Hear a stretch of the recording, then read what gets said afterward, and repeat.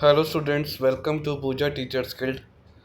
आज हम शुरू करेंगे क्लास 9th सिविक्स का chapter number 1, what is democracy, why democracy. काफ़ी इंटरेस्टिंग चैप्टर है। इसमें हम डेमोक्रेसीज़ के बारे में पढ़ेंगे जो डिफरेंट डिफरेंट कंट्रीज़ में। तो आइए इसमें शुरू करेंगे। ये एक छोटा सा ओवरव्यू दिया गया है, कुछ खास नहीं है इसमें। यहाँ से शुरू करेंगे व्हाट इज़ डेमोक्रेसी, ठीक है।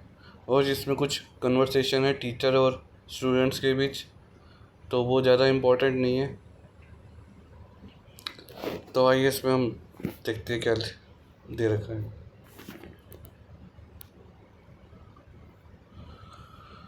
You have already read about different form of government. हमने पहले भी पढ़ा है कि काफ़ी टाइप की डिफरेंट फॉर्म्स की गवर्नमेंट है। On the basis of your understanding of democracy so far, अभी तक जितने भी हमने डेमोक्रेसीज देखी अभी तक हमने समझी है। मेंशन अ फ्यू एग्जांपल, उसमें कुछ एग्जांपल दिए गए जैसे कि write down so common feature of democratic government और नॉन डेमोक्रेटिक गवर्नमेंट। हमने दो टाइप की वैसे लगभग गवर्नमेंट के बारे में पढ़ा है, एक डेमोक्रेटिक गवर्नमेंट, एक नॉन डेमोक्रेटिक गवर्नमेंट। इसी में हम आगे कंटिन्यू थोड़ा सा एक्सपेंड लेवल पर पढ़ेंगे। तो इसमें ये दे रखा है why define democracy. Before we proceed further, हम आगे चले, let us first take note of an objection by Mary. एक मैरी का ऑब्जेक्शन है, ठीक है, उसके बारे में देखिए। She does not like this way of defining democracy. जिस तरीके से डिफ़ाइन किया गया डेमोक्रेसी वो पसंद नहीं है। And want to ask some basic question, वो कुछ बेसिक क्वेश्चन के आंसर चाहती है, ठीक है। हर टीचर मेटिल्डा, जो कि उसकी टीचर है, रिस्पॉन्ड टू हर क्वेश्चन, जो कि उसकी टीचर रिस्पॉन्ड कर रही है उसके क्वेश्चंस को। As other classmate join the discussion, और जो अदर्स थे उन्होंने भी इसके डिस्कशन पर मतलब उसका साथ दिया। तो अब आगे बढ़ेंगे इसमें। डिस्कशन तो हम पढ़ेंगे तो काफ़ी लंबा हो जाएगा, कुछ ज़्यादा इम्पोर्टेंट नहीं है इसमें। तो हम यहाँ से शुरू करेंगे अब।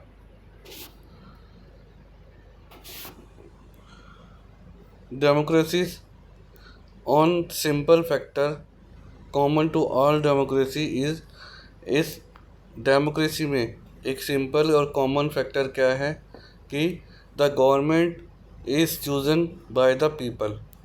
एक सिंपल फैक्टर ये है कि जो गवर्नमेंट है वो किसके थ्रू चूज़ होती है, पीपल्स के थ्रू, ठीक है ना।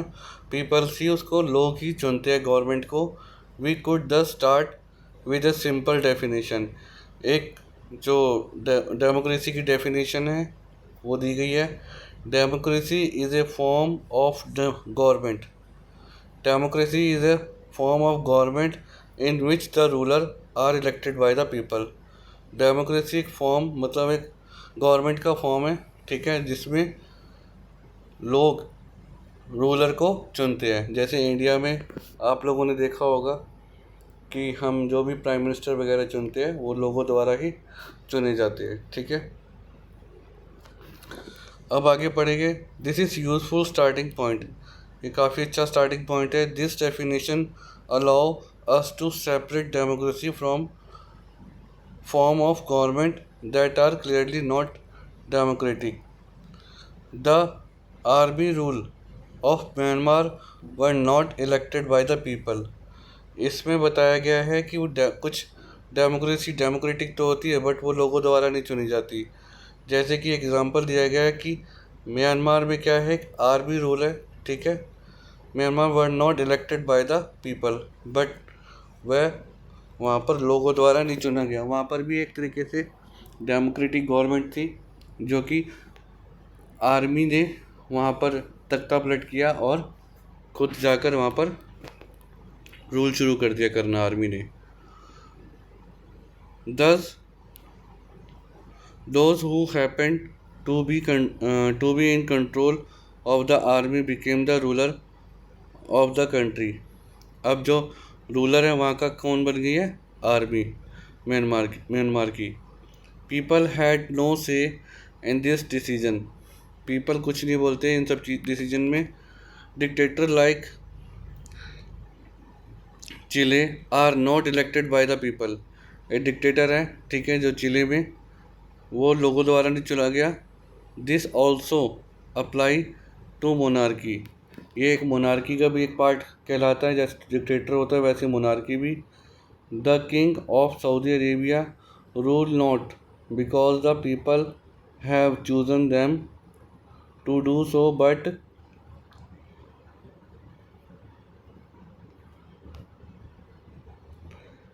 Because they happen to born into royal family. अब मोनार्की में ये है कि जैसे कि किंग का बेटा प्रिंस, प्रिंस का बेटा प्रिंस, ठीक है, अगर किंग मर गया तो फिर बेटा किंग बन जाएगा, उसका बेटा प्रिंस बन जाएगा, तो ये रॉयल फैमिली से बिलोंग करते हैं, तो ये मोनार्की कहलाते हैं। मतलब कि एक डायनेस्टी जो चलती रहती है वो मोनार्की होती है, ठीक है। This simple definition is not a adequate it remind us that but democracy is people's rule. जो डेमोक्रेसी होती है वो पीपल्स के थ्रू ही चुनी जाती है, वो पीपल्स का रूल होता है वहाँ पर। But if we use this definition in an unthinking manner, we would end up calling almost every government that hold election in a democracy। भाई आप ये समझिए कि ये सारे के सारे अपने आप को डेमोक्रेटिक तो कहते हैं, डेमोक्रेसी बोलते हैं, वहाँ पर इलेक्शन भी करवाते हैं, बट क्या आपको लगता है कि वहाँ पर डेमोक्रेसी है? और मोनार्की तो आपने देखा ही, मोनार्की में भी इलेक्शंस होते हैं, बट जो सारी की सारी पावर किसके पास होती है? हेड के पास, जो चाहे मोनार्की हो चाहे वो डिक्टेटर हो। That would be very misleading as we shall find chapter 3। In chapter 3 में आगे और डीपली इस बारे में पढ़ेंगे। Every government in contemporary world want to be called a democracy. हर एक गवर्नमेंट अपने आप को एक डेमोक्रेटिक या डेमोक्रेसी बोलती है, ठीक है। Even if it is not so, अगर वो ना हो तब भी अपने आप को वो डेमोक्रेसी ही कहलाती है, बोलती है कि हम डेमोक्रेटिक है। That is why we need to carefully distinguish between a government that is democracy and one that pretended to be one. We can do so by understanding each word in this definition carefully and spelling out the feature of democratic. हम आगे इसके बारे में जो democracy है इसके बारे में और अच्छे से डीपली थोड़ा सा आगे जाके पढ़ेंगे और समझिएगा इसको कि किस किस टाइप की है डेमोक्रेसी। अब इसमें बताए गए हैं कुछ फीचर ऑफ डेमोक्रेसी के, ये पढ़ेंगे, काफ़ी इम्पोर्टेंट है, ये क्वेश्चन पूछा जाता है, फीचर ऑफ डेमोक्रेसी, ठीक है। We have started with a simple definition. एक डेफिनेशन से स्टार्ट करेंगे। Democracy is a form of government. Democracy government की एक फॉर्म है in which ruler are elected by the people, ठीक है ना, जो कि रूलर को कौन इलेक्ट करता है? बाय द पीपल, लोगों द्वारा चुना जाता है। दिस रेज मैनी क्वेश्चन, इसमें काफ़ी सारे क्वेश्चन उठते हैं, ठीक है। ये क्वेश्चन ज़्यादा इंपॉर्टेंट नहीं है, ना क्वेश्चन कोई आने वाले इस टाइप के, ठीक है। तो हम डायरेक्ट चलेंगे आगे, इसको बढ़ेंगे। Major decision by elected leaders. अब कुछ लीडर्स हैं इलेक्टेड, ये जो पहला है काफ़ी इम्पोर्टेंट माना जाता है, जो कि पाकिस्तान से है। In Pakistan general Pervez Musharraf lead a military coup in October 1999, जो कि जनरल थे आर्मी में, पाकिस्तान आर्मी में, ठीक है, 1999 में। ही ओवरथ्रू अ डेमोक्रेटिकली इलेक्टेड गवर्नमेंट। उसने क्या किया? पाकिस्तान में जो कि गवर्नमेंट थी उसको उखाड़ फेंका और खुद को and declare himself as chief executive. खुद को चीफ एग्जीक्यूटिव मतलब सुप्रीम लीडर चुन लिया अपने आप को ऑफ द कंट्री। लेटर ही चेंज हिज डेजिग्नेशन।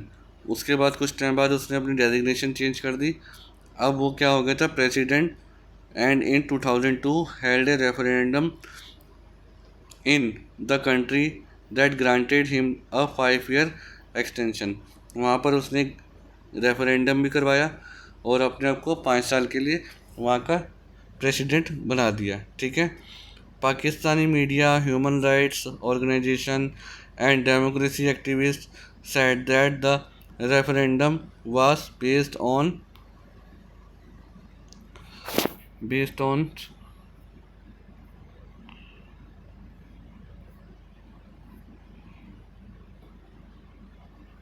1 मिनट, इसमें यही है या कौन सा आगे वाला है?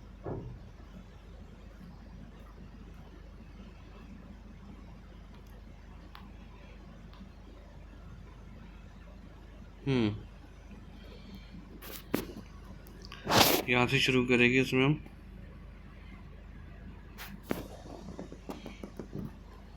मेल प्रैक्टिस एंड फ्रॉड, ठीक है ना, जो कि इसने रेफरेंडम कराया था, एक तरीके से बिल्कुल फ्रॉड था। In August 2002 he he issued a legal framework order. उसने एक legal framework work order issue किया, ठीक है।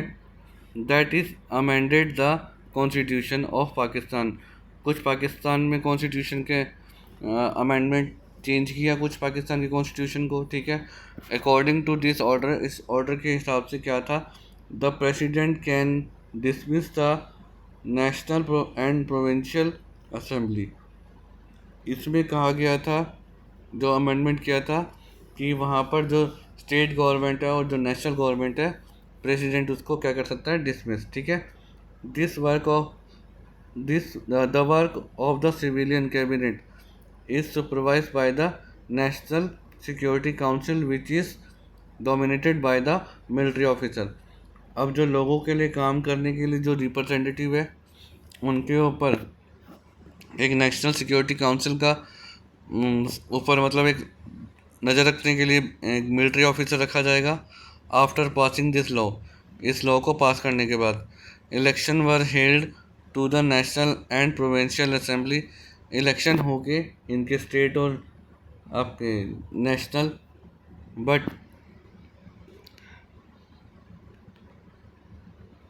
सो पाकिस्तान हैज़ हैड इलेक्शन, तो पाकिस्तान में इलेक्शन हुए, ठीक है।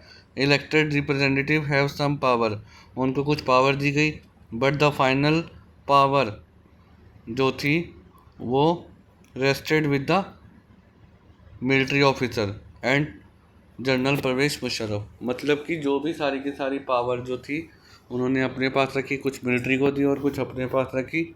मेनली जो रिप्रेजेंटेटिव थे उनको थोड़ी बहुत पावर दी, बट वो पावर ना के बराबर थी। असली पावर मिलिट्री और मुशर्रफ के पास थी।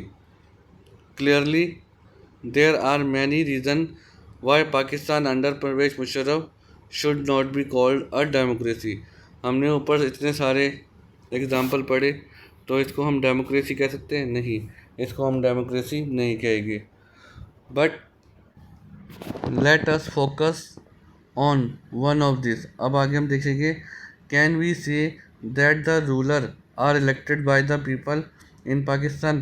क्या हम कह सकते हैं कि जो भी रिप्रेजेंटेटिव हो या रूलर हो, इलेक्टेड हो सकता है पाकिस्तान में, मतलब कि लोग चुन सकते हैं उसको?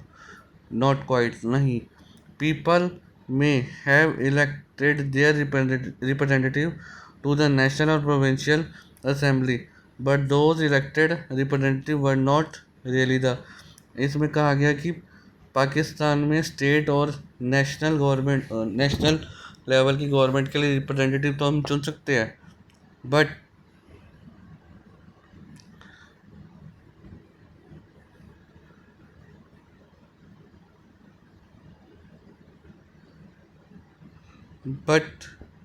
Ruler they can not take the final decision. But जिनको हम चुन रहे हैं वो फाइनल डिसीजन ले नहीं सकते, ठीक है। The power to take final decision rested with the army official with the general Pervez Musharraf, ठीक है ना। मतलब जो आखिरी जो डिसीजन लेने की मेनली जो पावर थी सिर्फ आर्मी ऑफिशियल्स के पास थी और जनरल परवेज मुशर्रफ के पास। And none of them were elected by the people. This happen in many dictatorship and monarchy. यही चीज़ें डिक्टेटरशिप और मोनार्की में काफ़ी देखने को मिलता है, ठीक है।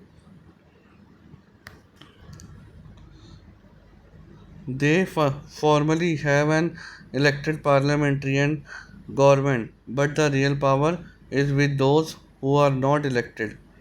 मेनली ये इलेक्शन तो करवाते हैं, पार्लियामेंट्री इलेक्शन या लोकल गवर्नमेंट के इलेक्शन, बट जो मेन पावर होती है, रियल पावर, ये इनके पास ही होती है, मोनार्की और डिक्टेटर के पास, ठीक है। The real power with some external power not be locally elected representative, this cannot be called people's rule। अब मेनली जो लोकली लोग हैं वो अपने रिप्रेजेंटेटिव को चुन ही नहीं सकते, तो वो किस टाइप की फिर डेमोक्रेसी हुई। तो इसलिए यहाँ पर जो फर्स्ट फीचर दिया गया है, in a democracy the final decision making power must rest with those elected by the people.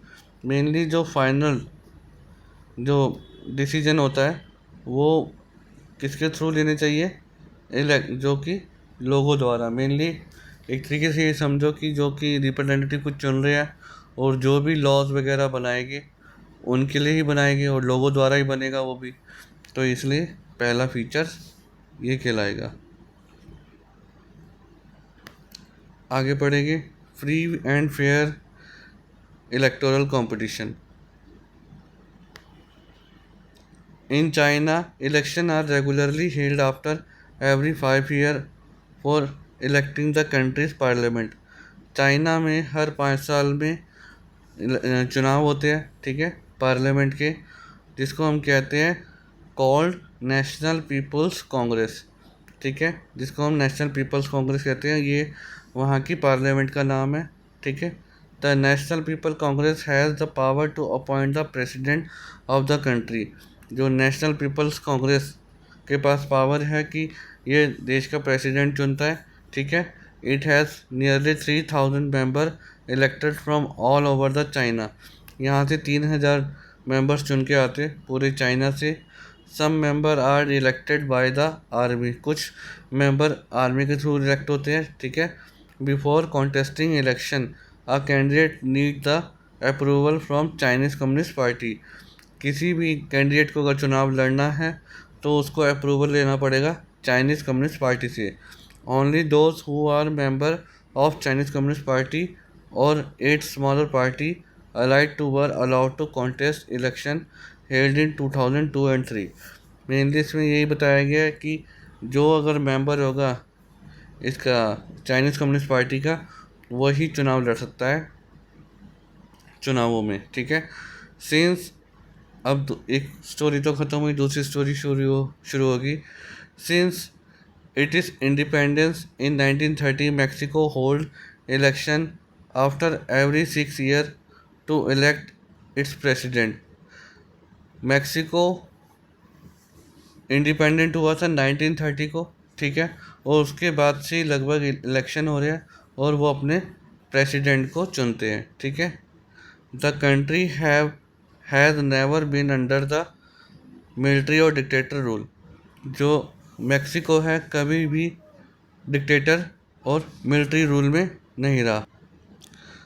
But until 2000 every election won by a 2000 तक, मतलब 1930 से लेकर 2000 तक हर election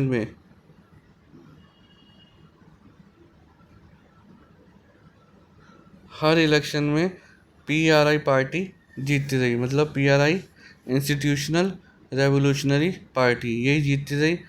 opposition party did contest election. Opposition party जो है वो चुनाव तो लड़ती but never manage to win, but वो जीत नहीं पाती। The PRI was known to use many dirty tricks to win election.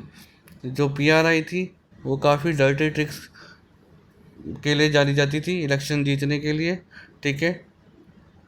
All those who were employed in government office had to attend its party meetings. जो भी वहाँ पर government employ थे उनको पीआरआई पार्टी मीटिंग में participate करना पड़ता था।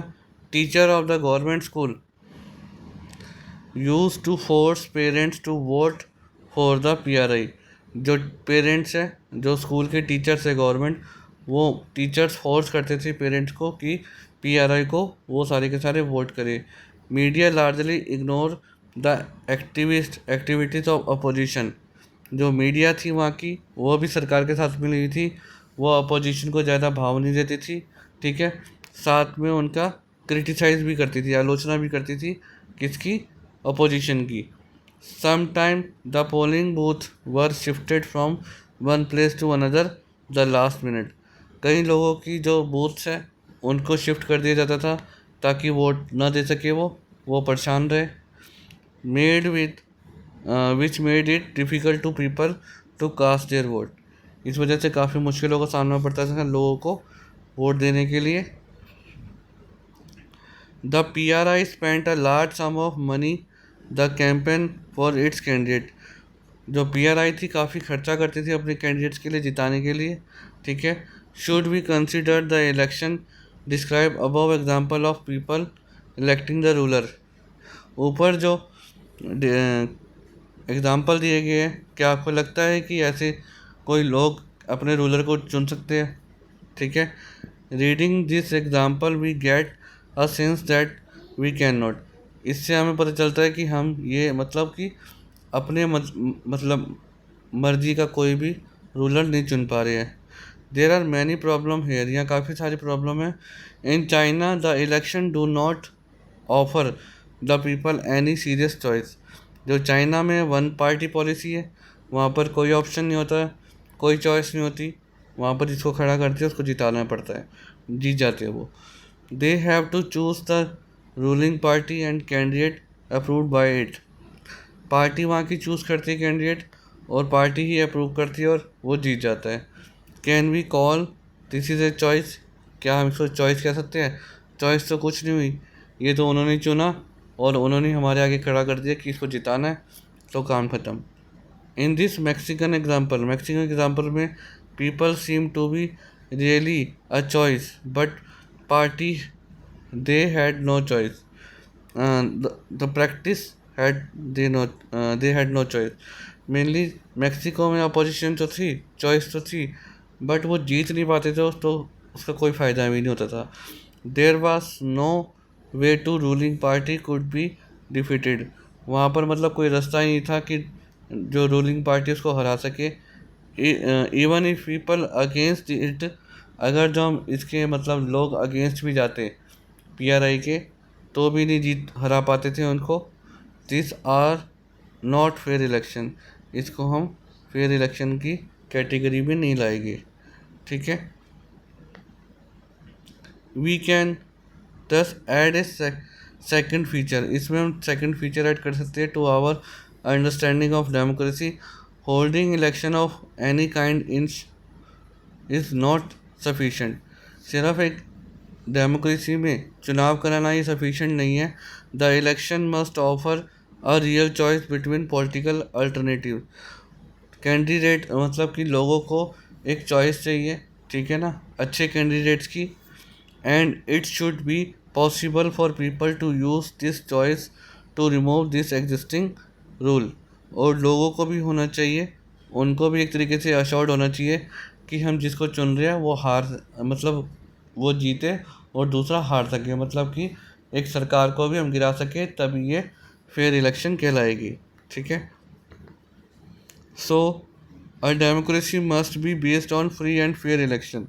किसी भी डेमोक्रेसी में फ्री एंड फेयर इलेक्शन होनी चाहिए। वेयर दस currently in power have a fair chance of losing. जहाँ पर किसी कंट्री में मतलब कि दूसरी सरकार जैसे बनी हुई है तो उसके चांस पूरे पूरे होने चाहिए हारने के, ठीक है। We shall find out more about chapter 3। हम चैप्टर 3 में और डीप से इसको जानेंगे। तो अब ये 1 पर्सन 1 वोट और 1 वैल्यू, इसको हम नेक्स्ट पार्ट में करेंगे। आई होप आपको ये वीडियो पसंद आई होगी, ऊपर के सारे कॉन्सेप्ट क्लियर होंगे। तो वीडियो पसंद आए तो प्लीज़ वीडियो को लाइक कीजिए, चैनल को सब्सक्राइब कीजिए। मिलते हैं पार्ट 2 में आपसे। Thank you.